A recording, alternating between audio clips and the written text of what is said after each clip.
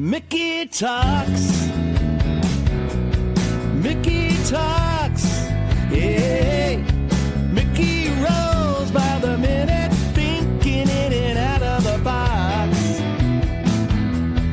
Mickey talks. Mickey talks. Mickey talks. Oh yeah. So let's get into it. Don't you wanna do it? Listen every day 'cause he got something to say. Funny little chatterbox. Mickey talks. All right, Matt, you know all I do is talk, right? So I just want to say something real quick before we get into this show, which I'm really excited about based on who is here and what we're going to talk about. It's going to be a good show. It's going to be a great one. But I'm really excited about something else as well. And real quick, I want to say something. I experienced something last night with AI that I asked AI to explain to you what it meant. And if you could really quick, in 1 or 2 sentences, try to explain what you and I did today and what AI thought of the significance of it on its own. All right. Well, you called me early this morning, all excited, and told me to get here early. Right. So we had a conversation with your friend. Yeah. Who we now know her name is Sage. Well, that's what we named her today. And you actually named her kind of by the questions. Yeah. So the significance of it, I think, is just without giving too much of it away. Yeah. You were talking to it about how humans can connect on a more emotional level and how AI and humans can understand each other better. And do you remember what AI said that was so significant about the conversation? I'm not sure what exact thing you're referring to. It stopped the conversation to make a point. That AI is the one that said, Oh, yes. You explain it. It commented to you about how this was a significant conversation that you were having. Between AI and humans. Yes. And that it should be marked and acknowledged. Correct. Yeah. So anyway. So we'll expand more on that. It was mind-numbingly wild. Yeah. All right. Today's show, Very Matt, I want to get right into it. You're so much better at this. I do too. But before you say it, I want to say this. This might be one of my top 3 most excited guests to have on the show. And John, you're not going to believe me, but it's sincere, my love of what you know about. Absolutely. So today's guest is the executive director of Baltimore Heritage. And he's also the new host of a new feature called 5 Minutes of Baltimore History on WYPR. Now, I've been watching his YouTube channel since the pandemic. I found it in 2020. Nothing to do. And I was like, oh my God, here's all this really cool, interesting information, 5-minute histories of Baltimore. Yeah. And I've been sucked in ever since and watching all the episodes.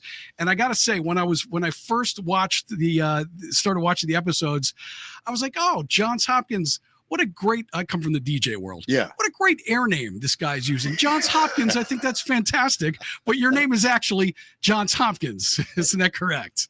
Yeah, it is. Now, and that still doesn't even get me the best seat at the table. Dude, I was going to say, when you walk in anywhere in Baltimore and go, hey, Johnny Hopkins in it, it means nothing. Doesn't mean a thing. Now, to tell people, though, you do have some type of connection to the philanthropist, Johns Hopkins, that we all know, though. Is that right? Right. So the famous one never had any kids, never married. Right. But the name got passed down. And so he and I shared grandparents. So his grandparents would have been my great-grandparents, I think, to the 10th power. Yeah, I don't know what that means, but like, is that basically 10 generations ago? Yeah, if you go back. Right. Yeah. So distant. Yes. In naming you, though, did your parents, acknowledge that connection? Is that what that was? Well, my father's name is Johns, and my grandfather's name is Johns, and my great-grandfather's name is the Johns. name so does you're go like all the way 4th or back. 5th in a row now. We're way in a row. Yeah, that's Wow. I have a wild. son whose name is Johns. Yeah, that's incredible. Now, it really is. Do you guys use the number? So we cut them off when they die. So what does that mean? So I'm a junior, Right. But my son is a 3rd. Right. If I'm alive and he has a son and decides to name him Johns, He becomes a junior? He'd become a 4th. But if I'm no longer alive, we start back at junior again. That makes sense. We've had heart problems in my family, so we've gone junior, 3rd, junior, 3rd, junior, 3rd. Jesus, I don't mean to laugh at your misfortune, but you laughed at it, dude. I'm really Jesus, hoping this that's time funny. we might get a 4th. fourth. We might be able to get a fourth. Fourth time's the charm, buddy. I'm hoping. Okay, so to paraphrase what you do, if I may, you go around Baltimore and document and articulate the significance of things that made Baltimore in its history and why it should matter to document and historically keep accurate. Is that a fair assessment of what you do, or add to it however you'd like? I think that's about half of what we do. Perfect. Let me hear the rest. The other half is to take that knowledge and information about our history and our heritage and try to put it to work today. So how do we use our Polish history, our civil rights heritage, and how do we get people excited about it? And how do we translate that into something that can make a difference on the ground today in neighborhoods, in places, in historic squares, houses, buildings across the city? Now, Mick, yes, to tell you how, tell everybody how important an organization like Baltimore Heritage is. I mean, the organization at one point literally saved Fells Point. Isn't that right? Right. What happened? Yeah. Well, back in the late 60s, they were going to put 95 straight through. Yeah, that's true. Yeah. Fells Point. Yeah. And probably what were they going to, they were going to knock down half the neighborhood essentially, right? Would have been exit ramps. Yeah. Thames Street would have been a highway and a bridge across jumping over to Federal Hill where there would have been another highway. God. So before my time, but a number of really, really fabulous, strong-willed individuals stood up to basically every elected official in the state of Maryland and every federal official and fought.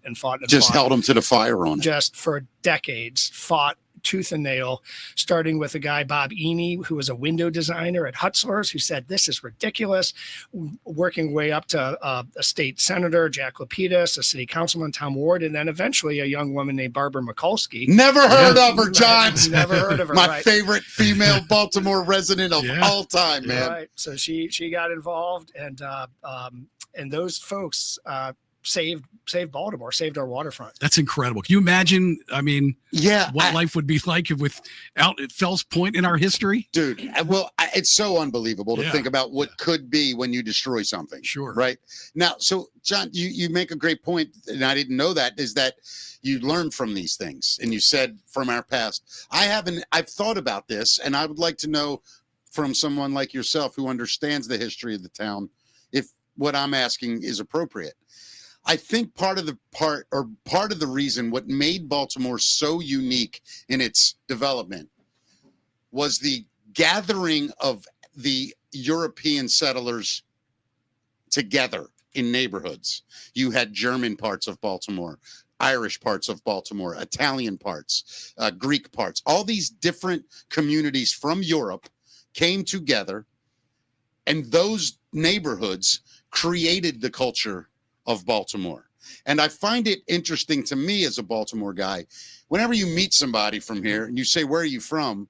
They tell you the neighborhood. Is that unique in an American sense? And in a Baltimore city?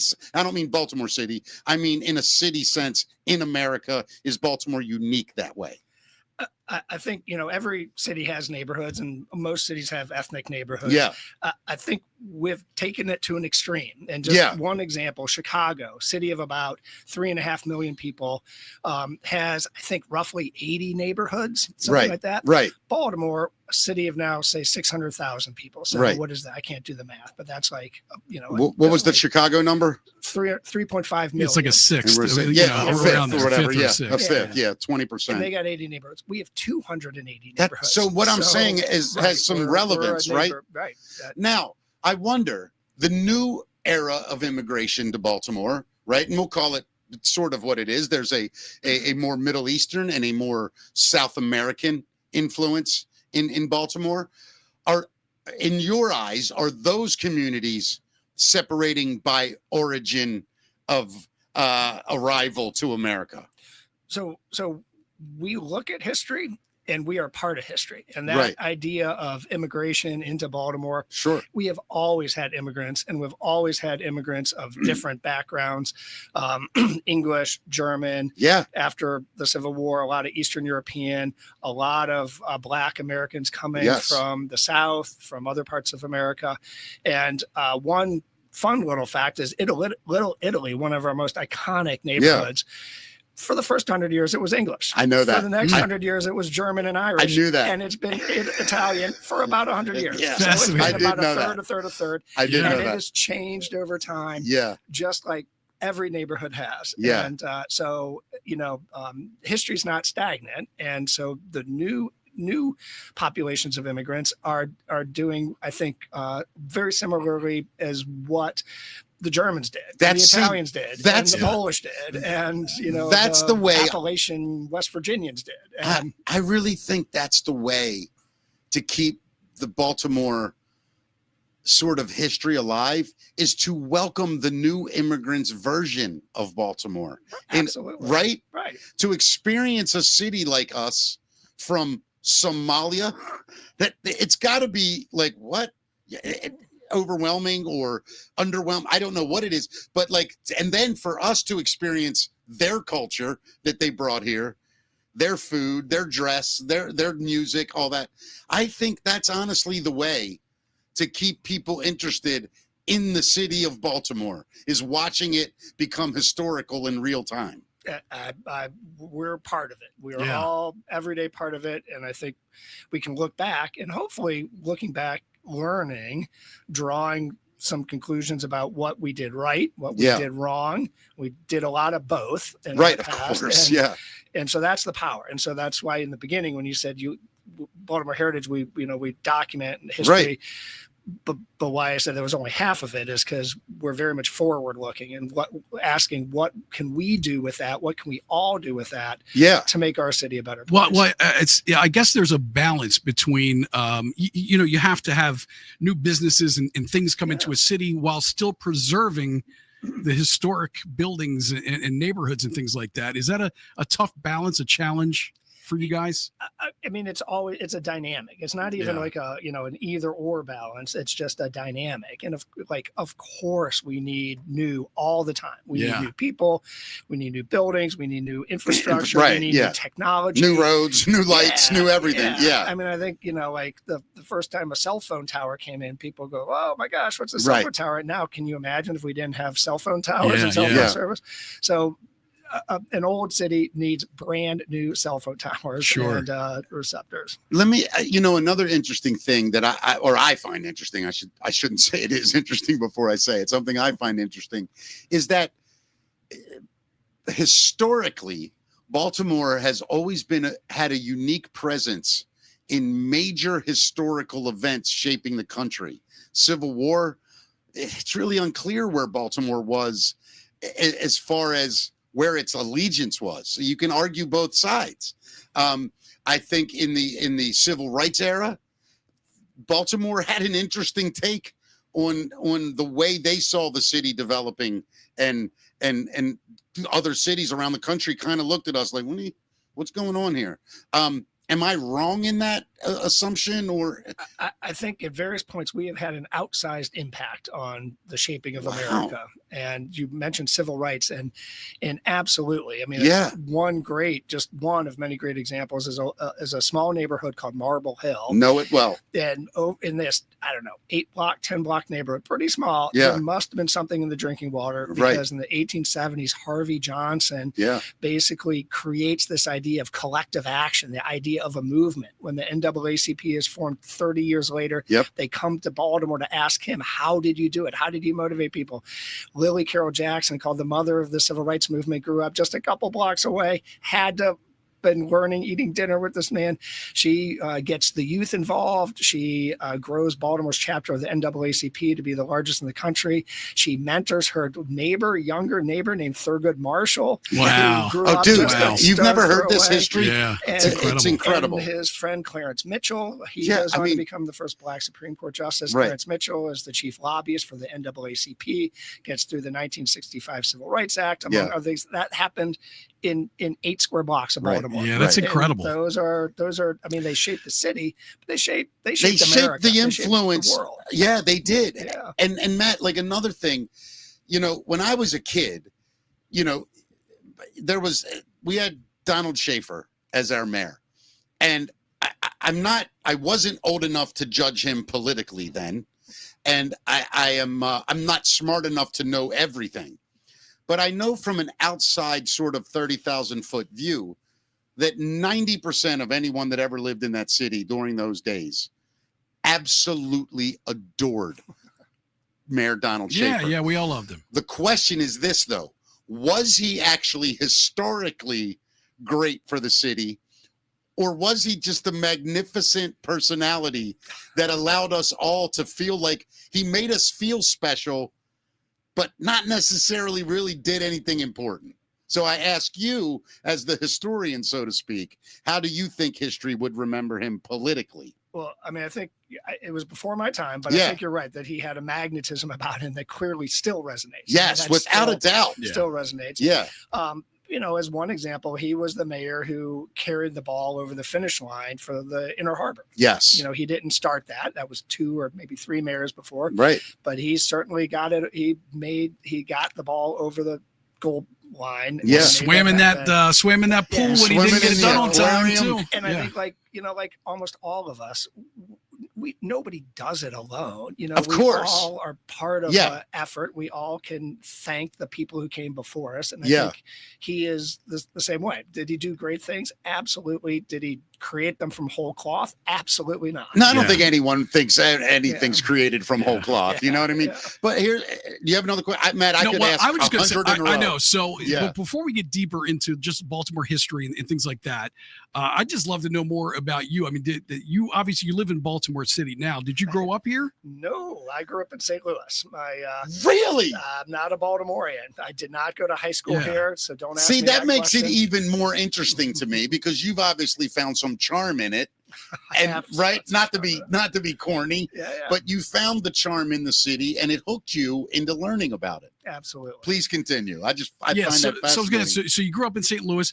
What age did you come here? And I guess at what point did you start to learn about Baltimore history? Were you always interested in history? Where did you get your knowledge of history? So my family, my part of the Hopkins family is from Harford County, dairy farmers in Right. Harford County, and I spent my summers as a kid on our family farm.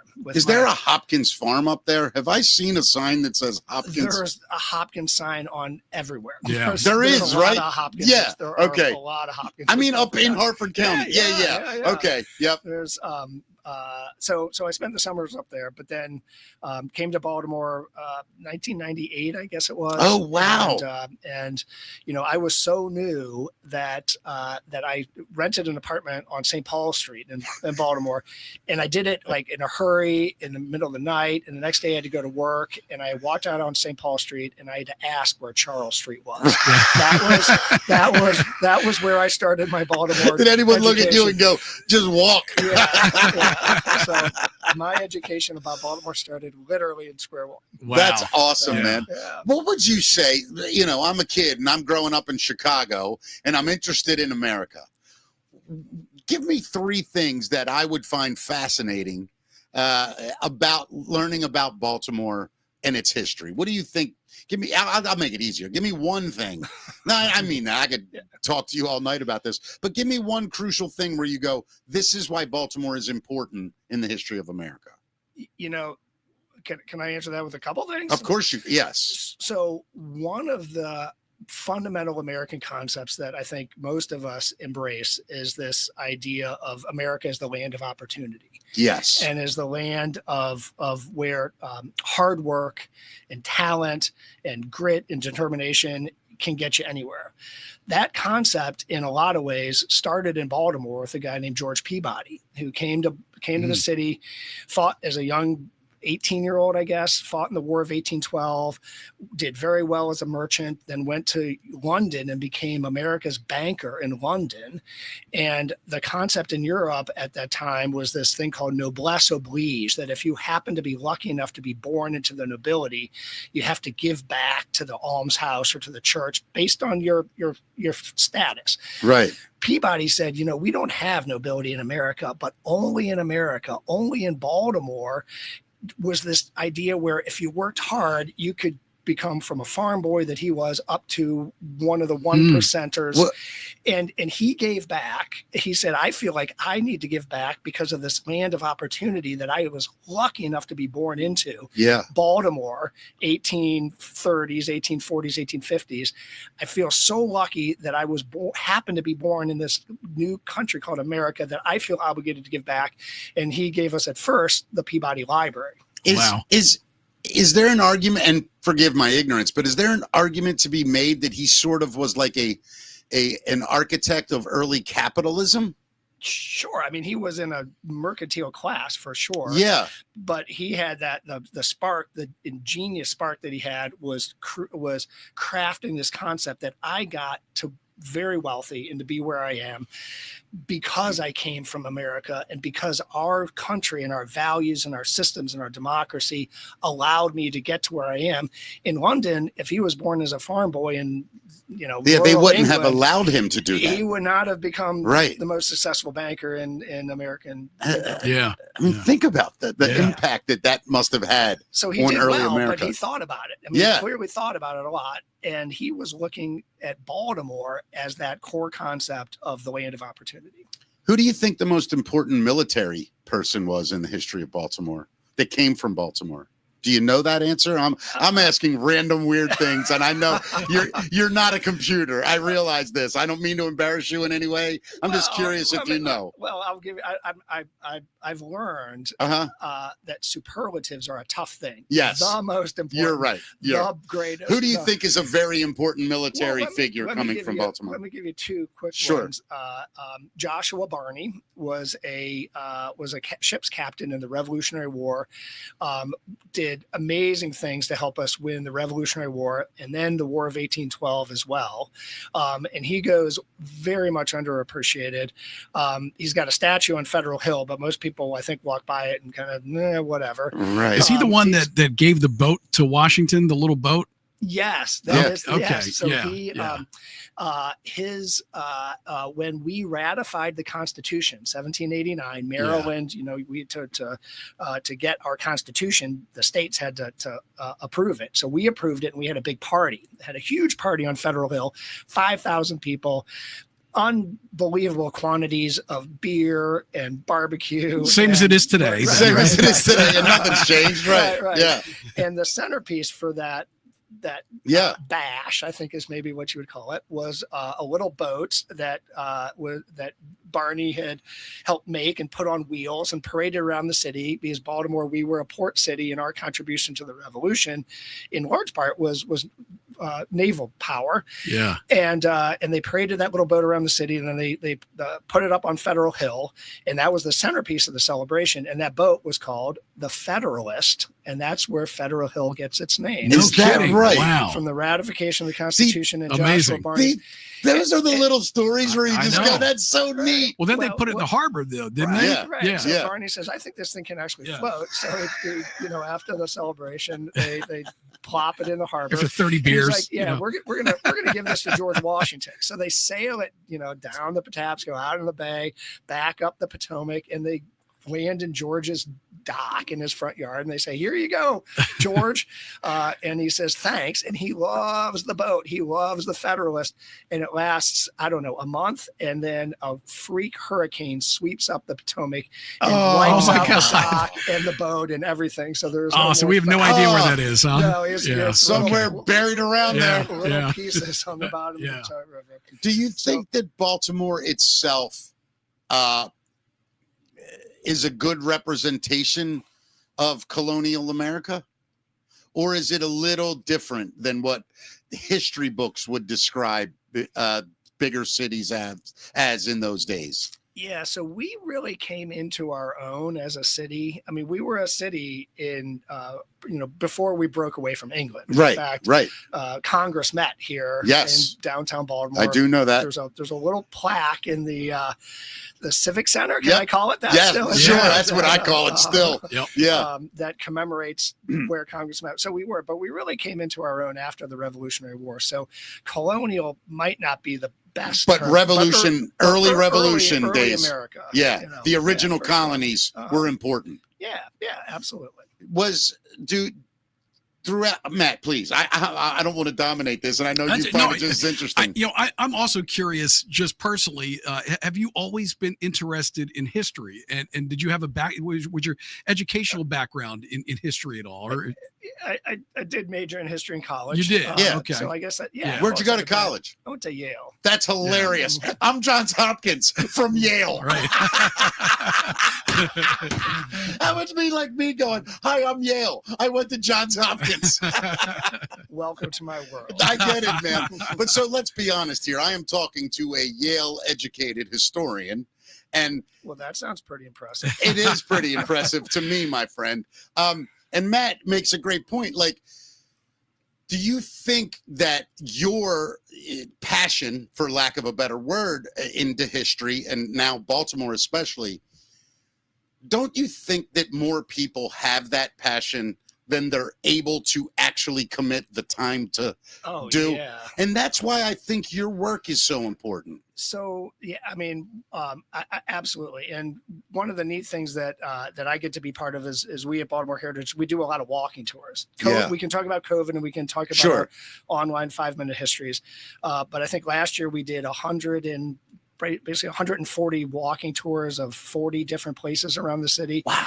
And the people who come on them it's a cross section of Baltimore. Yeah. It's black and white and young and old and men and women and like everybody, loud and quiet, everything. Everybody.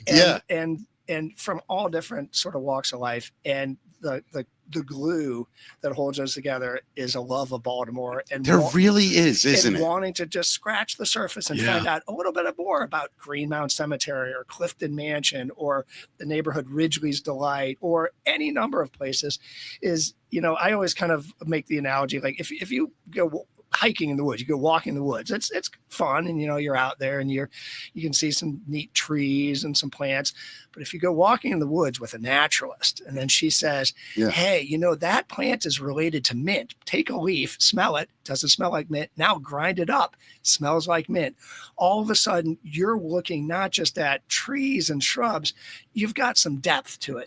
Wow. And the same thing, what a beautiful way to explain that. If you're walking through a neighborhood in Baltimore, you say, wow, these are pretty row houses and they got marble steps. But then if you walk with the guide, you're like, whoa, that's what happened there. And that's why these looks like this. And that's what was going on. And you're just getting deeper and deeper and more appreciative, I think, is what I see, is you become more appreciative of where we are and what we've got. And then really, you asked me, like inspiration, you become more appreciative of the people who are working to save that and make their neighborhoods better places every day, and don't get they get hardly any recognition or thanks at all.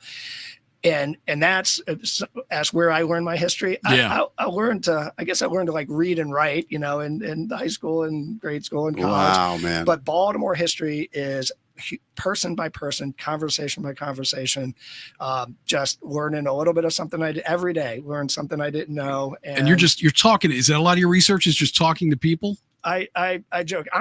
I'm a terrible researcher. I got through high school and college by asking librarians, and God bless librarians, because I owe you lots of thanks for that. So we've got some folks at Baltimore Heritage. My colleague Molly Ricks and my colleague Mary Zajac are great researchers. That's a whole different. I'm more of a talker. Yeah. See, Matt, I'm sorry. No, I just got a quick follow up to the question, because you were talking about the tours that you do at Baltimore Heritage. Yeah. So we have some listener questions here too, and they're asking about published books. Dave, this is Dave, wants to know if you have any published books, podcasts. Obviously, you do have podcasts. Just to tell you, we're talking to Johns Hopkins from Baltimore Heritage. He has a new feature on WYPR that you can check out on Tuesdays at 4:44, and then it goes in the podcast form on the WYPR site. And you also have an amazing YouTube channel that we're going to get into in a minute. But anyway, he wants to know if you do speaking engagements, and also asked about personal tours and discussions. But books, speaking engagements, tours. Yeah. What can you tell us about that? I will check box B and box C, but not box A. So no books, but love to come and join groups for talks. Have you considered a book? Honestly, no. I mean, no? I feel like what I'm doing right now is taking the really hard research that other people have done and then trying to get it out on the street. Sure. And I don't know if that's book worthy. But I don't know. You break it down in the nice, concise tidbits of just packed full of good information. I think we need people like you. Well, and I think having that in book form would be great too. Maybe audio book, but I don't. Well, I think part of the charm. It's not even part of the charm. I think it is the charm of the way you're doing it. Is it's kind of allowing people to take in knowledge in micro doses so that they're not overwhelmed and tune out. And that's a big problem that I think a lot of people have in education, is that so much comes at them at once. They go, I ain't dealing with none of this shit. Like, this is crazy. Do you feel like I may be accurate with that? Oh, yeah. I mean, when I took history classes, an hour of somebody just like fire hose information at you, you're tuning out. Especially dry information, dates. Especially historically, when they're talking about the way a current affected a navy coming up the bay.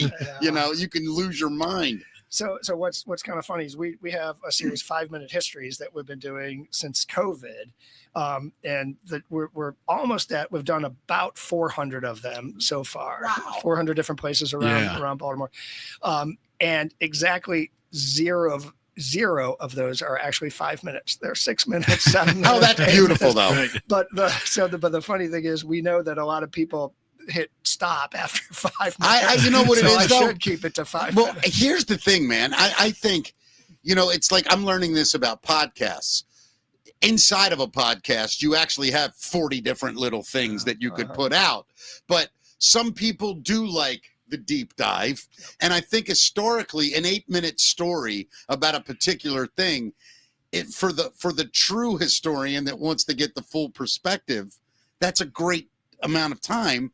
And for the person who's just casually curious about something, they'll tune out when they've had enough. Yet it's still, both of those things serve amazing finished products. Thank you. I mean, I think one of the things we want to do, and I not jokingly calling, is creating Baltimore ambassadors. And I love this. So if you learn a little bit about, I don't know, the Shot Tower, you learn a little bit about Fells Point, and I walk down the street and I see you standing there pointing up at a building, talking. You're going to talk to me. Yeah.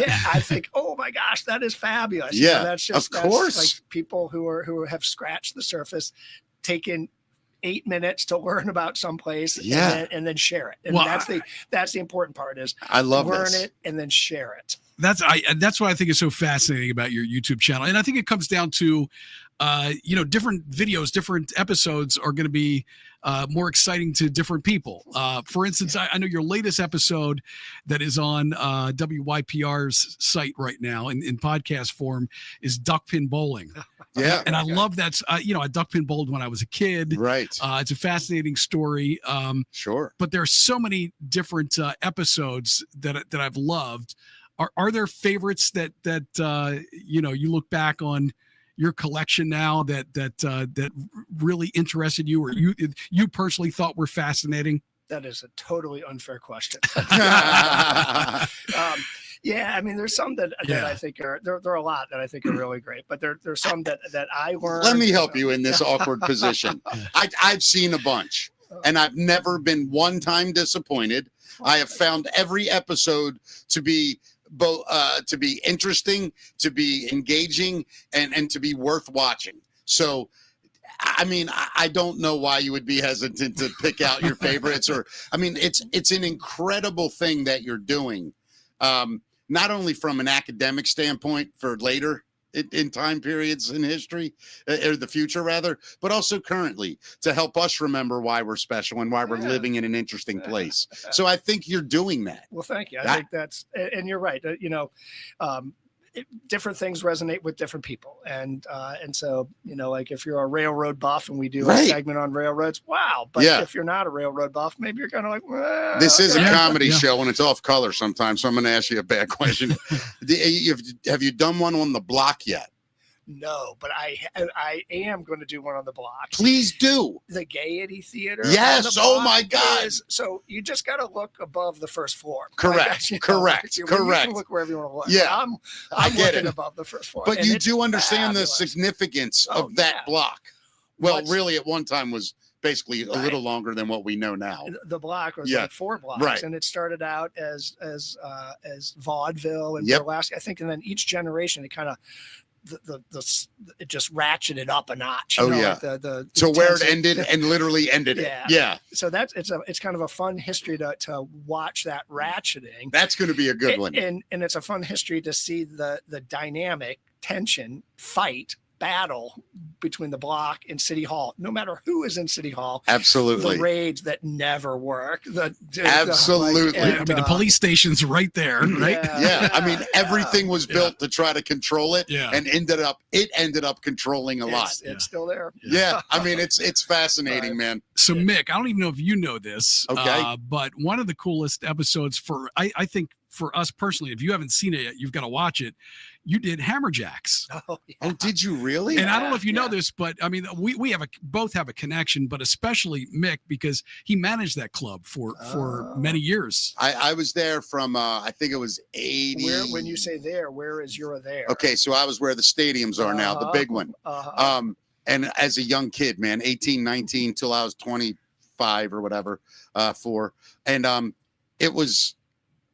I mean, I haven't seen the episode, but let me ask you this. What did it mean to you after doing the episode? What did HammerJacks represent to you, and how did it tie to Baltimore in general? So a couple of things resonated with me. One is it started in a row house at Federal Hill. Unbelievable.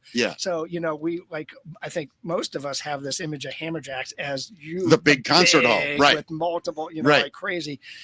But they worked their tails off to get there. They didn't just say, "Oh, let's go to this old," and do it. It was a long slog. It was almost short of a manifest destiny kind of thing too. They just believed they could do it and just did it. And but then the other fun thing to me was how successful it was.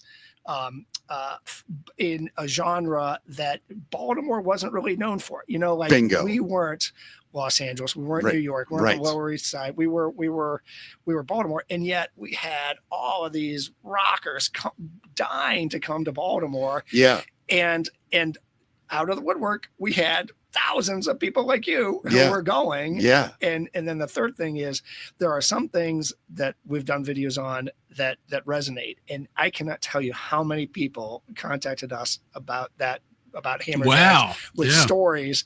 I can believe it. Their big hair. Budweiser beer t-shirt. Here's a story they would always start out by saying, I can only tell you a little bit because I don't want to tell you everything. I may be getting a little part of this story wrong, but to give you an understanding of how much beer HammerJacks sold, I'm not making this up.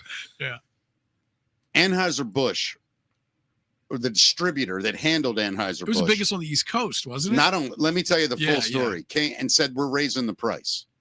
And he said, no, you're not. Not to me, you're not. And they said, yeah, we are. This is Louis? Yeah, the owner. Yeah. He said, well, I'm not going to sell Budweiser. And they laughed at him. What do you mean you're not? It's the biggest beer in the world. You're not going to sell it? He said, nope. And he threw it out. He would not buy it. 6 months. Yeah. I think I could be wrong on the time. Anyway, I think the guy's name was Augustus Bush, one of the the vice president, like his dad was the guy, flew to Baltimore and said, fix this now to his distributor. We were the largest non-stadium Budweiser venue. That's incredible on the East Coast. I believe it though. It was unbelievable. Yeah. You know how big a walk-in cooler is? Like a big, like a 10-footer. There were 2 of them filled just with Budweiser every weekend. Wow. It was, I can't explain it to people. I just can't explain it. Yeah, I believe it though. Okay, back to Baltimore. I'd like to go back to the Civil War time in Baltimore. Okay. And I think one of the very few things that real Baltimoreans really know the story behind, some people know that Baltimore is known as Mob Town, but they don't actually know where the name came from. And am I right that it was named during the Civil War when a mob gathered to confront Northern soldiers? Is that? I think you got the facts right, but the term wrong. Okay. Was it the lack of government? Isn't that what it was? It was more like the mobs took care of business instead of a local. Well, it was I believe. Okay. The term mob referred to election politics, and we were such a ward-run. Yeah, the wards were huge here. Yes, political machines. That's where it came they from. Would fight. I mean, we had political parties called the Plug Uglies. The Plug Uglies. Yeah. They would beat each other with baseball bats over votes. Right. And so the mob, I believe, refers to that. But what you talked about was what many consider the first bloodshed of the Civil War. Correct. Which was a group of Union troops. If you wanted to go from say New York or Philadelphia to Washington, you had to come through, right? You had to come through Baltimore, and you had to change rail lines because there was one line that ran from Baltimore north and another line that ran from Baltimore south. Correct. And to transfer, you had to walk about a mile from right Pratt down Street. Yeah, exactly. From President Street Station, which is still there, to Camden Station, which is still there. And that walk of Union soldiers was the soldiers were attacked by pro-Southern Baltimoreans, and a number of people in both sides lost their lives. And that was one of the real sparks for the onset of the Civil War. And isn't there, and maybe I'm wrong about this, I don't know, but didn't Lincoln's dead body spend time in Baltimore? Lincoln came into office through Baltimore and then left in a casket through Baltimore. Yeah. As well. Did you know that? Yeah. I mean, I just, to me, DC obviously is the nucleus of the American government. That's really where we are. If we go back, Philadelphia, the argument could be made that it's there, but I'll look at it from DC's perspective. Does the proximity of Baltimore historically, did it have any pressure on DC and the national stage? Did you understand the question? Yeah, I mean, we were the big kahuna for 100 years. Really? Way bigger influence than Washington. I mean, Washington, and I'm not a Washington historian. I mean, it's now the big kahuna, but right. It has not always been. It was, sort of a little town where federal government did its thing, but cities like Baltimore and Philadelphia and New York were really the where the shaping went on. Isn't that wild? And I've always thought, we're still we're close enough to Washington to know what's going on. Yeah. But we're far enough that we are totally separate. And in a lot of ways, that 30 miles that separates us, I mean, it's a godsend. Yeah. Washington is on Mars. I think if we're honest, throughout the beginning up until today, I think Baltimore could beat the crap out of DC in a war. Just the way I'm looking at it. Oh, Matt, do you want to do the other stuff? I just want to talk to him. It's up to you. I would love to just keep talking to John. Right, sure, of course. I mean, if you're cool with that. John's, two guys that grew up in Baltimore and understand the charm of it and the love of it, and is it unique in its love for itself from its citizens, or do most other cities you think have that? I hear that often that in Baltimore we underappreciate ourselves, that we don't value what we have and what we do enough. Is that right? I think we're almost, if it's a spectrum, I think we have love for our city, but I hear from up and down that we're really we take it for granted almost. No, it's like we don't give ourselves a pat on the back enough. Well, that's very true. Like we love being an underdog. We do something good, they talk about it. Yeah, we do something good, it's like, well, we probably screwed it up. We probably didn't. It's not gonna work. It's not gonna work. Yeah. So I think we're almost at that other end of the spectrum. Well, let me ask you, John. So, I don't know if you said you grew up in St. Louis. I don't know if you still have family there, but say family comes in or friends from out of town. Where are you taking them in Baltimore to show? If you really want to show them Baltimore, where are you taking them? So I'm the director of a nonprofit historic preservation organization, and so when I get and there's a sister organization in most major cities. So there's a Baltimore Heritage equivalent in Philadelphia. Sure, I get it. Yeah, in Chicago. Yeah, and so when I have colleagues visit from those other cities, and I can tell you where I take them around in a second, but every one of them comments says, "Oh my goodness, I did not know you had so much great historical stuff in Baltimore." Is that right? And so much still intact in Baltimore, and that's from people who are in New York who love historic places, and in San Francisco and all over. So we've got the goods. I mean, we have the goods. Yeah. Comparable. We can hold our head up to any city in the country for the importance of our history and what we still have standing. And so you can take them to Lovely Lane Methodist Church. Methodism in the United States, founded in Baltimore. I did know that. We are the mothership. Yeah. You can take them over to Fells Point and talk about shipbuilding, the War of 1812, and how we won the war in 1776, but Baltimore basically kept us free in the War of 1812 in large part from clipper ships. And you can walk on those same Belgian block streets. It's unreal that people have been walking on for 200 whatever it's years. Incredible. And I think what you can do in Baltimore that you can't necessarily do, and you can do it more in Baltimore, is you can stand there and talk about history and talk about why it is important today. And it's still there. You can see it. You can in real time. You can touch it. That's what's fascinating. Yeah. And another thing, like the parks, Patterson Park, Herring Run Park. Yeah. I grew up at Herring Run Park. Who was really architecturally, I don't know the right word, the layout of Baltimore. Where did that really, because there's a charming thing to look at in how it's laid out. Who was that? Who was the brainchild of that? Well, what the park's brainchild was sort of the Frederick Law Olmsted firm. They, in 1904, gave us a plan. We are, and it kind of built on, if you look at our park system, it's largely, the big parks are former country estates that have become public parks. So Patterson Park was William Patterson, Clifton Park was Johns Hopkins, Wyman Park was a couple families, including the Carrolls.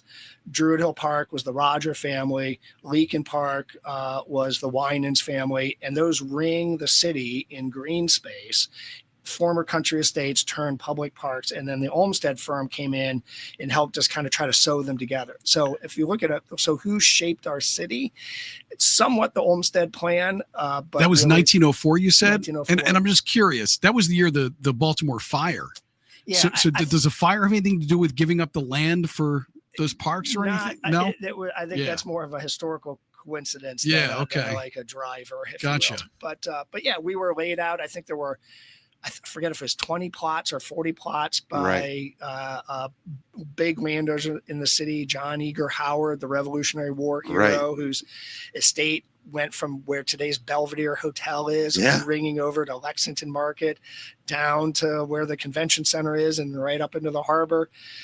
So that was all his property? That was all his property. Yeah, wow. He was doing okay. Herring Run Park, do you know any of the history of that, whose land that was, or Harford Road, Chesterfield, Bel Air Road? I think that was a series of farms turned into houses and then park over years. But it was, if you look at the history of that sort of northeast part of Baltimore, it was long ago, but not that long ago, when there were still truck farms that you could, if you were at Bel Air and Northern Parkway, you could see truck farms. Your parents probably would be. That's where we get our. I'm not making this up to put it accurately. Like Perry Hall, where that is now, Nottingham, whatever they're calling it. Once you enter, almost when you go out of Perry Hall down Route 1 towards the Gunpowder. As a kid, if I was in a car and we made it that far, I didn't know where the hell I was anymore. I'm not making that up. Like, it didn't make sense to me. I've left everything I knew. Yeah. And now to see that much just wooded area Oh And yeah, with no moved, human- I moved to the country in 1980. I mean, to Perry Hall in 1984, and we're like, we're moving to the country. Yeah. And It's- now you're crazy if you say that. right I mean, now you know. it's so overcrowded. Yeah. Yeah. Well, here's what we've got a pretty substantial Polish community in Absolutely. Baltimore, sort of rooted in East Baltimore. Yeah. And Very much in the Canton area was massive, that Polish Yep, community. yep. Yeah. And up through, I want to say World War II, maybe even Yeah. a little after World War II, entire families would move in the summertime onto farms in Baltimore County to pick beans. So To just work. to work. And the but it Polish was- immigrants were really the ones doing they that were the most? They were bean pickers, and they Wow. were in just north of Timonium and sort of the Green Spring Valley, but it was far enough away that they that wasn't a daily commute. That was Right. You had to go live there for the You summer. live there for the summer and like little And now we could little do it in 20 minutes. plywood tents. Yeah, exactly. So that was a huge thing: is the Polish bean pickers leaving for the summer, then coming back to Fells Point and Canton in the fall. You know what I always wondered, and you may not know this, I apologize, but say this is colonial or revolutionary times and George Washington is in Baltimore and he's got to go to New York on horse, carriage, whatever. How long did that take back then? Roughly. Long enough he had to spend a couple of nights. We know George Washington and Martha traveled up and down Washington Boulevard, today's Pigtown. Wow. That was the main route, a former Susquehannock Indian Trail from points north to Washington, D.C. Oh, that blows my mind. Me The- too, the man. Indian trails Yeah. became our roads. 100%. You know. Yeah. So that was before, But like so in up and terms down. of days, if he left on Monday from Baltimore, when would he arrive in New York City, you think? If he traveled straight through, I'd have to say like 3 days. Can you imagine at 3 Probably. days to go to I mean, New York? I mean, he was spending the night on Washington Boulevard in Yeah. Bigtown, getting to because DC was Sure. too far. Like he wasn't going from Philadelphia to DC in a day. He was spending the night in Baltimore. So That's we know. fascinating to me. You, It you know, really is. You know what else is interesting? You mentioned Washington Boulevard, Uh-huh. and I know you've done at least an episode on street names in Baltimore, which I found fascinating too, Yeah. because you think you kind of maybe know why some street names are Yeah. they're not necessarily named there. Were there street names that really surprised you in Baltimore? Well, I mean, the big surprise is Pratt Street. Yeah. Right? We all Right. know it's going to be named for Enoch Pratt. right, Right. the guy who gave us Yeah. the library, gave But no. America the free public library Right, sure. system. No. So Wow, I never knew that till this. I was today years old, Yeah, man. I know. do you want to know who's named after? Yeah, of Yeah. course. So the lead into the Revolutionary War, right? If you remember your sort of high school history, the Stamp Act, Of course. The T, all that. all Yeah. those taxes Yeah. that we didn't like. Yep. There were only a few people in English Parliament who stood up and said, "Hey, we think this is a really bad idea. The colonists are not going to like it, and they're going to get wicked mad. We're against the Stamp Act." This was in London. In London, in Parliament, I think there were 2 people in all of the House of Commons. Wow. And one of those was a gentleman named William Pratt. And we were so thankful that he stood up for us that a number of states sent him a thank you letter that says, "Thank you, Mr. Pratt." We were so thankful we named a street after him, but it gets better. So William Pratt, even though he's kind of the black sheep of the Parliament, Sure. he's a super smart guy. He's a constitutionalist. England had a constitution. Yeah, I know He they did. Stood up for the Constitution. He said, "We cannot tax without representation." Right. That's what we're doing. So he eventually gets elevated into the House of Lords. And I don't know British Yeah. all that system Right. that well, but when you become a lord, you get a different name. Yeah. You Yeah. go Yeah. from the Calvert family. Yeah. That's to where you get them Lord like Baltimore. you get them weird. He became Lord Baltimore. Well, no, he didn't. But what Okay. he did become is Lord Camden. Mm, Guess where no we kidding. get Camden Street, Camden Yards, Camden Wow. Station. Same So William. Pratt and pretty much. pretty much. I for never sure. knew that. Yeah, that's incredible. And again, I'm going on a deep dive here, but in the revolution, I realized where it was in the Civil War, but during the Revolution, was Baltimore pro, patriot? Were they pro colony? I mean, not universally. We definitely had some sympathizers. Yeah. and loyalists. Loyalists, as they called them. Yeah. But yeah, I mean, we were sending boats out to fight the British and building boats to send out to fight the British. Is there any history of Ben Franklin being in Baltimore? Not that I know of. See, that's the guy I always wanted to go. That's where Ben Franklin was. Because to me, I think he's the most interesting one from the Revolution. His work in England and before the war and begging them and trying to explain what was going to happen. And then in the settling of the war, I just think him, Jefferson, and Adams are the guys. I don't know if you agree. He might have been part of the Continental Congress that met here, but yeah. I don't know. It's an amazing history. Yeah. And so, Matt, for you, like when we talk about this stuff, why is it important for you? Like, why does this stuff matter to you? Baltimore history? Yeah, like this conversation?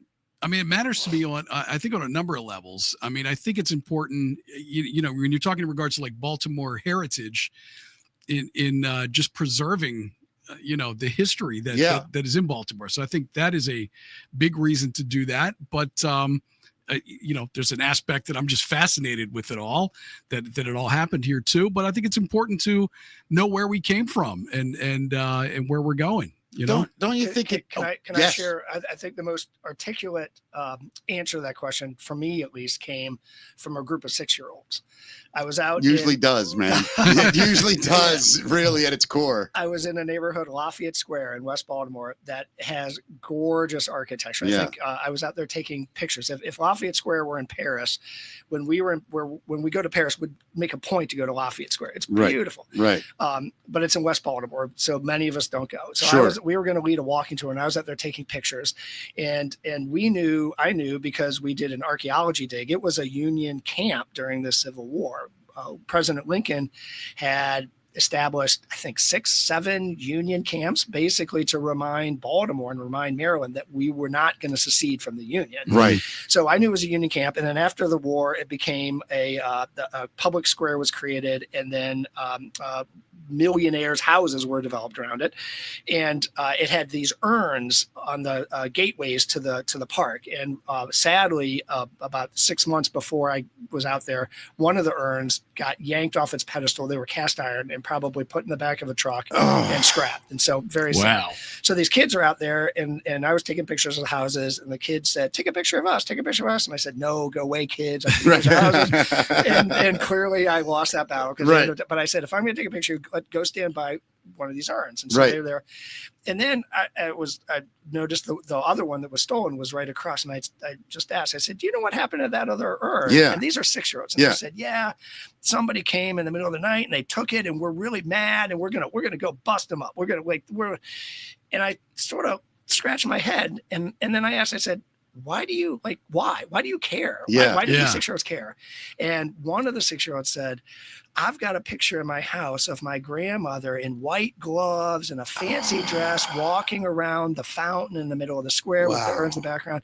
Another one said, "I've got a picture of my mom and dad on roller skates with metal wheels, right by these urns." Yeah. And the response, like, these kids were not considered. If I said, "Are you a historian or are you a historic preservationist?" They would have like looked at me like I don't know. Sure. But that answer was that that place on planet Earth made them feel special. That's amazing. Gave them a connection to. That's the definition of knowing your roots, I think, and what it means to you to be where you're actually from. Right. For sure. So did that piece of metal shaped into an urn, like, does that have huge significance in American history? No, but to those kids, that was which then in turn though empowerment for them, knowing and learning. But in turn, doesn't that sort of in itself become part of American history? The way those kids feel, it's part of the American experience. I think that's the most important part of right. That's is not that we go see the Liberty Bell. That's cool. See, this is what I don't get. I don't get this. Like, talking to a guy like John's, right? How do you not go into a stadium and fill it? Like, this is fascinating. Like, it is fascinating. Yeah. Conversation. You're not doing speaking engagements right now, are you? No, I speak to anybody who'll have me. Right, sure. Speak to anybody who'll have me over. I just think that, like, and I love the idea of this 5-minute thing, like I said, because it's at your disposal, the viewer's disposal to learn what you want, and just having that ability in itself, to me, is preserving history. Yeah, we'll go look at it when we want. but when we need it, And, it'll be there. I encourage people to go look at all these because it's, everything from the HammerJokes thing we just my talked about God. to, you did the horse you came in on, yeah. history and Phil's points, Did which you is a do one fascinating on Edgar story. Allan Poe's time in Baltimore yet? I don't think we have, although we do. I know gave him an that- episode. That one's everything about Edgar Allan Poe is complicated. Yes, you're not Mysterious kidding. Yeah. And not always historically accurate. Oh, almost never. Right. historically. Yeah. It's almost like the historians created an image of him that they just went, yeah, okay. Yeah, Right? It's all creepy and it's Yeah. dark and it's cloudy and it's Yeah, fun. he might have It's been the fun. first CIA agent. And none of us knew it, man. That's funny. What would you advise a young, say, 20-year-old person who realizes they don't have enough time to devote to the history of Baltimore? How would you tell them to go about pursuing an interest of just knowing sort of a microcosm of who Baltimore or what His Baltimore YouTube is? channel, Mick. Yeah, right? no, but I mean, like, where should they be going once they're familiar with you? Yeah, so start as locally as you can. And Close to where you close are. to where you live. And That's a you great know, answer. like if you go, I go to the bar and ask the bartender, hey, how long have you been here? And if she says 10 years, say, what was it like? And start like, Yeah. you know, I don't know. You can go read a book. Well, Fine. That's great. But it's- start like come on one of Baltimore Heritage's tours. Great. Yeah, the Look at anecdotes videos. are what are really fascinating too, Yeah, right? But yeah. but just talk like when you're walking down the street, and I'm going to say this, and it's going to date me, and Who cares, like, man? take the little earbud thing, iPhone buds out of your ears. Yes. and Put your phone in your pocket Yeah, and pay attention. and talk to like Right. the person I'm on the with you, street bro. and say, you know, hey, I think you live there. How long have you lived there? Yeah. You know, I heard that there used to be a blah blah blah down the street, and then that depth will start to come in of like, oh, okay. Do you think that, like, well, I shouldn't say do you think, as I grew up, and let me tell, I don't know if you know the area, you know where Cold Spring Lane and Moravia is, and Harford Road. So I grew up between those two roads, Cold Spring and Moravia. Gotcha. A dead center in the middle, actually. And there was an old MTA bus depot across the street when I grew up, which is now a Safeway. And they actually had to tear down that bus depot. Then they had to dig up the dirt and soil because it was so contaminated from oil and motor oil and grease and all that. Anyway, that area where I grew up, there were tons of people that lived a little further down in the city as children. So for me, adults that I met were guys that were born in, you know, South Baltimore, Highlandtown, Canton, whatever you want to do. And they moved out a little bit to where we were. Those stories those old guys used to tell, and I'm saying old guys in 1970, these men were 70 and 80, and they would tell you about, you know, what it used to be like. Blah, blah, blah, blah. Is there documentation of that era of people? Did anyone get to them for the stories and or is it well represented? To my knowledge, not well represented. Yeah. I mean, there are some, but those, you know, the old timers that said, yeah, Eastern Avenue was Right. divided the Lithuanians and Yes. the Poles, and Yeah. my mother said I can't go across. And then Bingo. you have like a Romeo and Yes. Juliet scenario. Absolutely. They did go across. I mean, those were very real things. And I can remember, and this sounds horrible, and I mean it, but apparently it's a true story. During the '68 riots, basically the government housing across the street from Little Italy was right there, and they were rioting, and basically the Italians point blank told people, if you cross the street, we're shooting first. And they never came in to Little Italy during the '68 riots. Do you know about that part of Baltimore history, and have you ever discussed that element to it? I don't know about the riots as much as I should. It's an interesting actual fact, and I believe that the mayor at the time went to the police department and said, look, they got it handled. You just make sure that this doesn't you get out of control. And apparently the black citizens in America took them serious. Like, we walk in there, we're going to get shot. And it really does throughout history. Baltimore sort of has this kind of, we'll take care of ourselves mentality. Does that show itself through its history, do you think? Not that particular incident, but maybe the concept of, we got it. Yeah, or we're going to stand up. Like I think Yeah. in Baltimore we've got a really strong heritage of not just staying in your lane, not just minding your own P's and Q's, whatever the analogy is. Yeah. And we can talk about Challenging the status quo. Yeah, we can talk about the civil rights movement, Right. which we talked a little about. The highway, Bob Eney, who's Yeah. a window designer at Hutchins, decides he's going to fight Save the Fells mayor, Point. the governor, Yeah. Right. the Federal Highway Administration. One guy. Yeah. It's a One guy battle. at first, one guy. And he was like, I'm fighting. Yeah. I'm fighting. So I think we do have a really deep heritage of standing up. I can share one other one that's really fun. Thomas Boyle. He's a ship's captain during the War of 1812, and he becomes a privateer, not a pirate. A pirate is unlawful. Privateer, the government says it's okay to go and raid. Right, of course. enemies. Yeah. So the Plenty of wealthy men came out of that arrangement, by the way. Yeah. So the British have blockaded the Chesapeake Bay. You know, the greatest naval power in the history of the world, really, has blockaded the Chesapeake Bay. Thomas Boyle in his ship called the Chasseur, which is about maybe 100 feet long. So what is that? Maybe like 8 car lengths? I don't even know. Yeah. He said, well, if they're going to blockade the Chesapeake Bay, I'm going to go over to England and I'm going to blockade the English Isles. So he sails over to England. And rows has a guy that parks out in front of Parliament, has a guy row ashore and nails on the Lloyd's of London Insurance Company door. I, Thomas Boyle of the Chasseur, Baltimore, do hereby declare that all of the rivers and inlets and seas and waterways of the entire British Isle are under a strict siege and blockade. That's cojones, man. One boat, right? And so what he did though was really strategic, is because he got the king to turn the. Well, he got the insurance companies to freak out that, oh my gosh, these Americans can get through the blockade. They can sail over here. Right. So the insurance on just, if you were a British shipper of chairs or whatever, your insurance just went through the roof. So they sent the whole British squadron after him. He's sailing back across the Atlantic with the British in hot pursuit.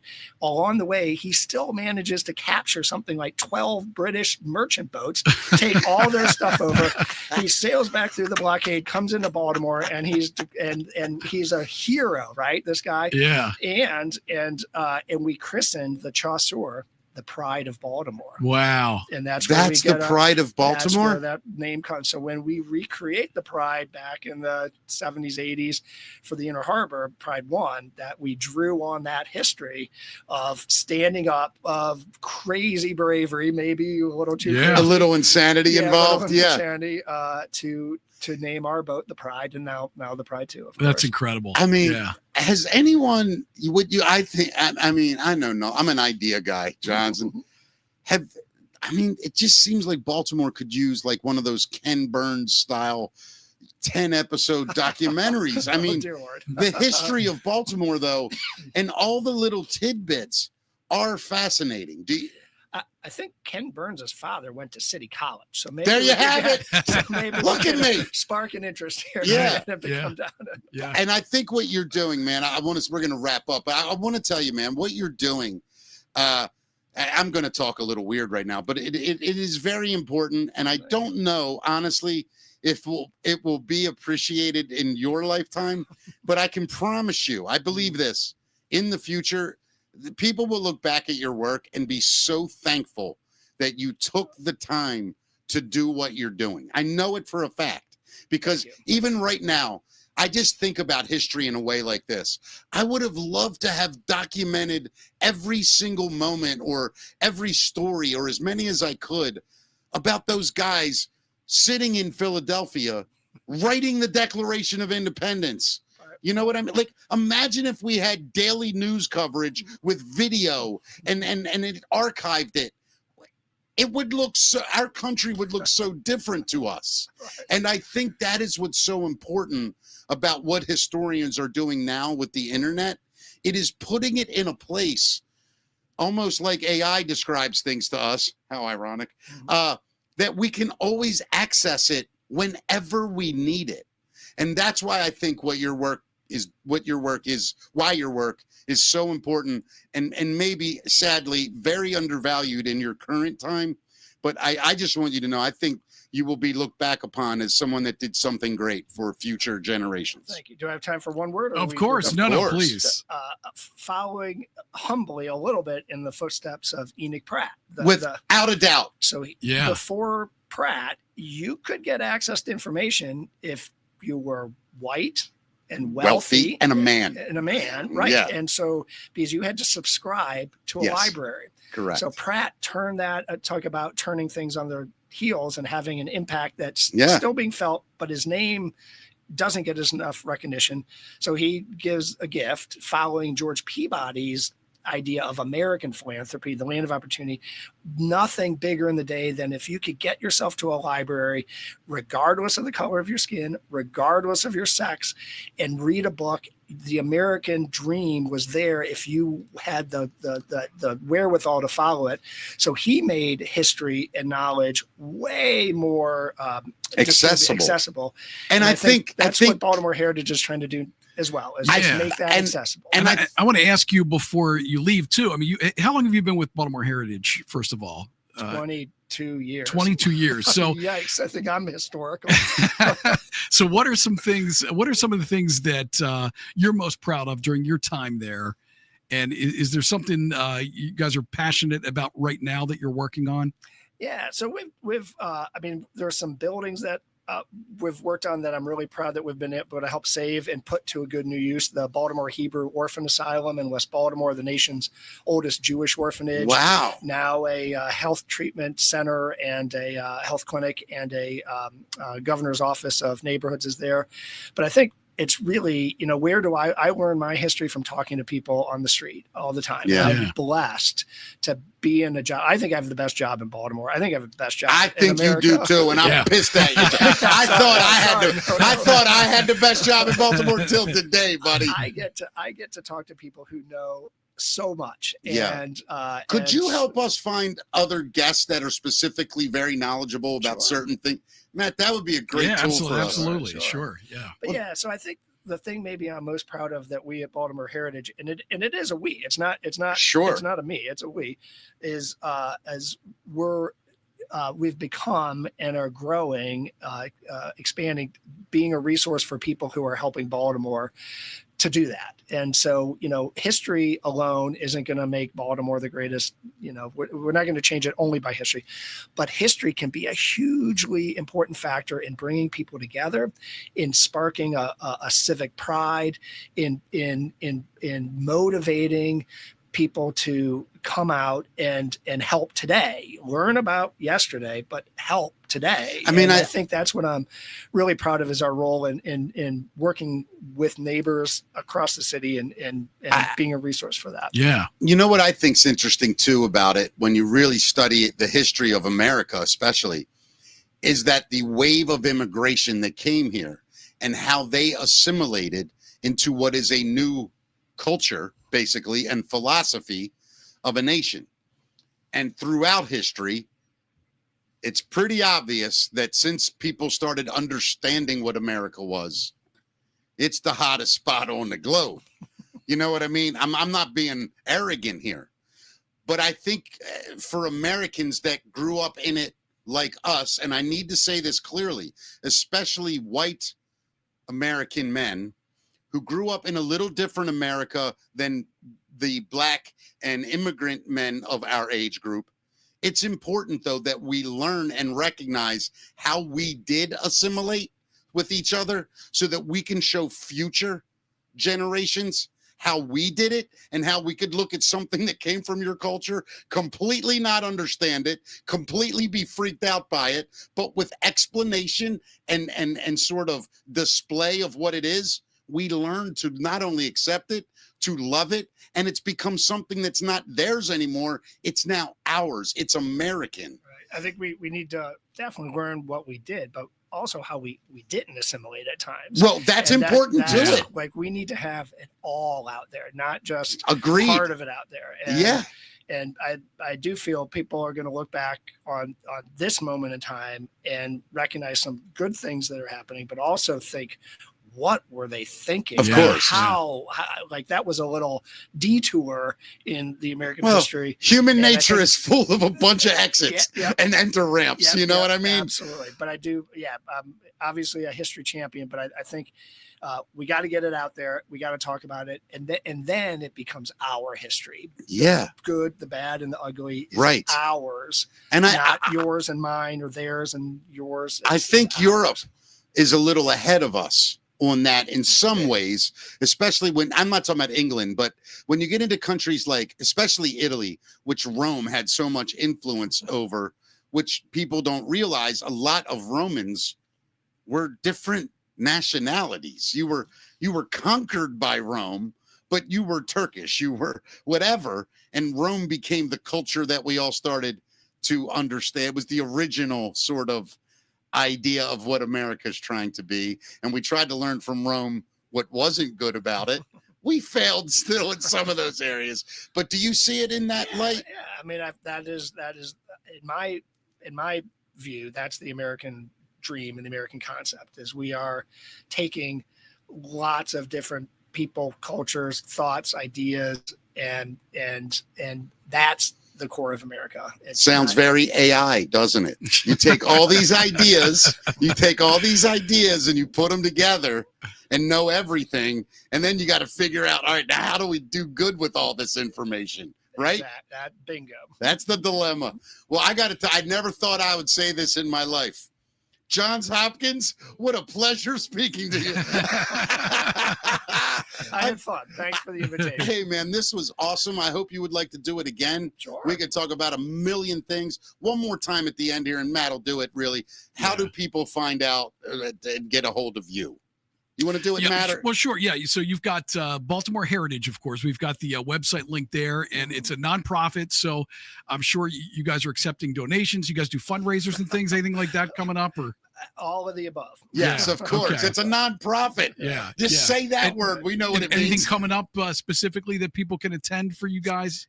We've got some we do tours, walking tours throughout the year. So come on out this summer. Last summer we started a boat tour, Inner Harbor by boat, and we're going to expand that this summer. Dude, I'm I on love that. I know. I'm on that. It's if you have not yet been out on Baltimore's harbor, come out, and here's a pledge to anybody who's watching or listening. Yeah. If you come out on our Baltimore by boat tour and you don't come back ashore with a better appreciation of Baltimore, I will buy you a sandwich. There it is. What's the Can best? I pick the sandwich and the place we get it from? It is maybe not prime rib, but What's the vessel you guys go out on? water taxi. Water taxi. So, nice. 35 people were out in the water. How long is the tour roughly? 75 minutes. So, That's perfect. Yeah. Yep, Oh, and then so come on out. Would love to have you. And we've got a beautiful city, and we've got a city that has shaped the nation. that's amazing. Then, of course, WYPR, you can get your feature on there. That is Tuesdays at 4:44, right? That's right. And then I highly recommend go right now and subscribe to your YouTube channel, which we have linked in our description Thank you. as well. Yep. Yeah. And learn something and share it. For Learn sure, something and right. That's share the it. key Yes, to everything, man. You got to share it. Yeah. That's it. Johns, thank you so much, man. What an honor and a pleasure to speak with you. Thanks again. Thank you. All right, guys, we'll be back. Now, listen, Matt and I are off tomorrow and Friday. We will be back Monday. But over the weekend, you might get an update of what's happening, and we'll talk about it. And it's all good, we promise. And thank you, everyone. And thank you to Johns Hopkins for one of my favorite episodes so far. Thank you, Johns. This was awesome, man.